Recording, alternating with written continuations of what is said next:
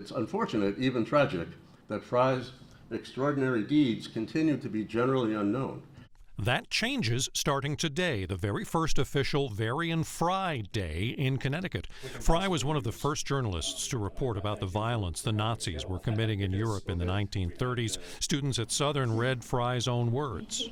Saw with my own eyes young Nazi toughs gather and smashed up Jewish-owned cafes.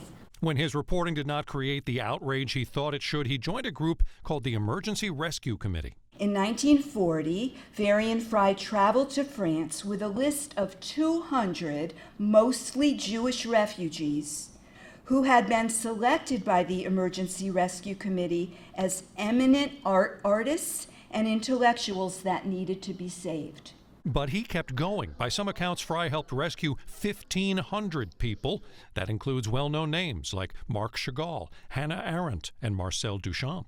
Because of his actions, thousands owe their lives to a 32-year-old named Varian Fry. After the war, he wrote about his experiences, then lived pretty anonymously as a high school teacher in Reading.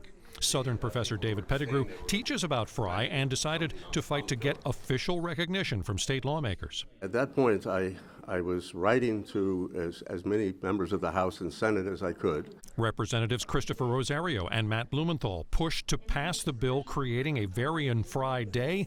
It passed unanimously and became law in June. Professor Pettigrew says that means a lot in our current political climate.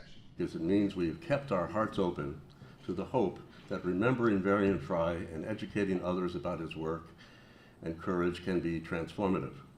And that is the hope, that teachers are going to use this day to educate their students about Fry. And in fact, Professor Pettigrew is holding a professional development day next month to teach teachers about those lessons so they can then bring them back to their students. In New Haven, Kent Pierce, News 8.